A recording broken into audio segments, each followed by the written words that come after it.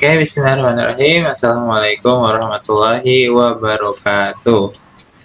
Kami dari kelompok 6 akan mempresentasikan ilmu dakwah yang berjudul Etika dan Etos Dakwah.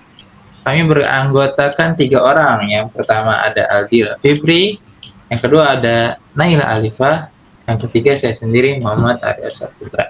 Yang pertama itu etika dakwah dalam Islam yang akan dijelaskan oleh Aldira. Etika dakwah dalam Islam itu adalah prinsip-prinsip moral dan tata cara yang harus dijaga oleh seorang dai dalam menyampaikan ajaran Islam agar dakwahnya efektif, diterima dengan baik, dan tidak menimbulkan konflik.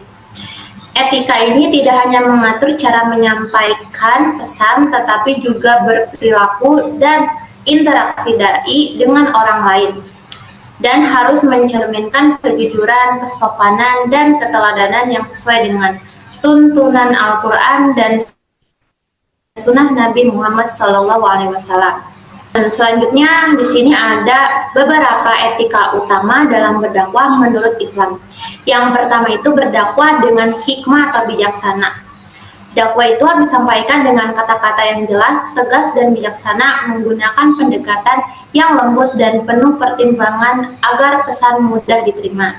Yang kedua, ikhlas dalam berdakwah. Seorang dai harus berdakwah dengan niat yang tulus hanya karena Allah, tanpa mengharapkan imbalan duniawi seperti materi, popularitas, atau pengaruh. Ikhlas adalah fondasi moral yang penting dalam berdakwah. Yang ketiga, menjadi uswatun hasanah atau teladan yang baik. Dai harus menyesuaikan antara ucapan dan perbuatan, yakni tidak hanya menyampaikan ajaran, tetapi juga mengamalkannya. Hal ini penting agar dakwah tidak kehilangan kredibilitas. Yang keempat itu ada menghindari penghinaan terhadap agama lain. Dakwah harus dilakukan dengan menghormati keyakinan lain dan tidak menghina sesembah atau agama non-muslim, agar dakwah tidak menimbulkan permusuhan dan tetap menjaga keharmonisan sosial. Yang kelima, tidak memaksa kehendak. Dakwah harus dilakukan secara santun tanpa paksaan, menghargai kebebasan individu dalam menerima atau menolak ajaran Islam sesuai dengan prinsip Islam yang menolak paksaan dalam agama. Yang keenam, sopan, jujur, dan tidak menghasut.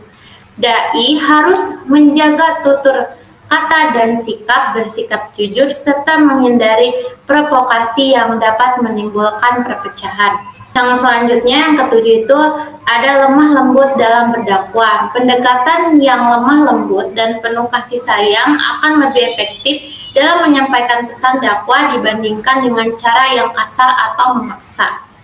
Yang kedelapan, tidak diskriminatif.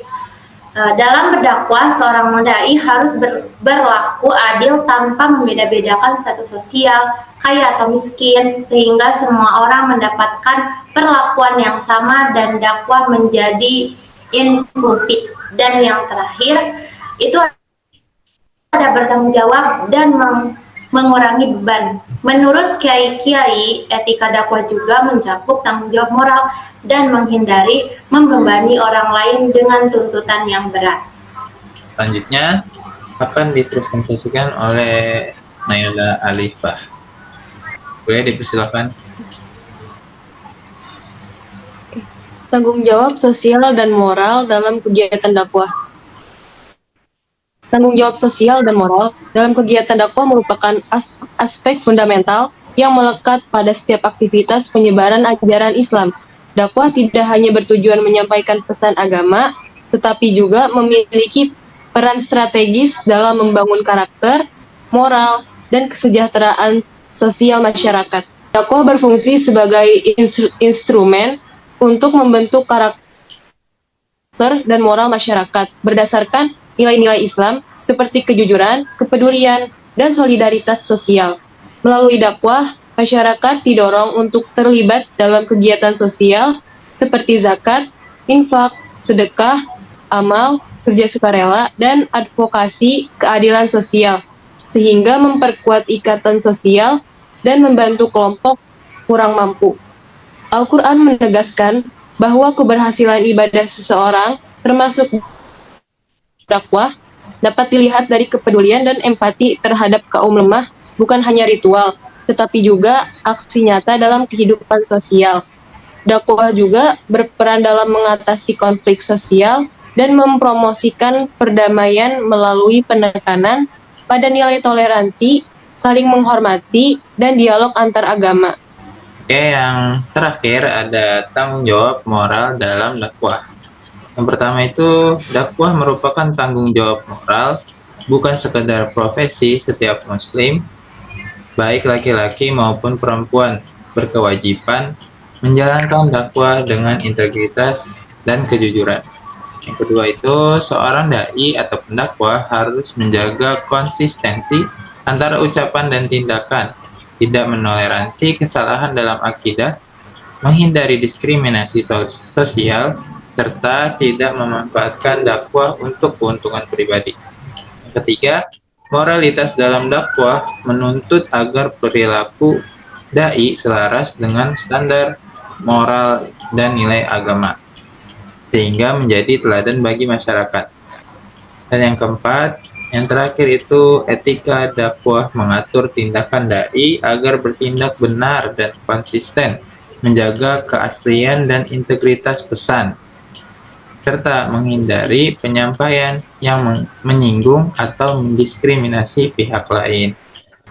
Baik, mungkin cukup sekian presentasi dari kelompok 6, yakni tentang etika dan etos dalam berdakwah. Mungkin presentasi pada kali ini kita cukupkan sampai di sini, karena yang di sana telah bahagia dengan yang lain. Oke, wassalamualaikum warahmatullahi wabarakatuh.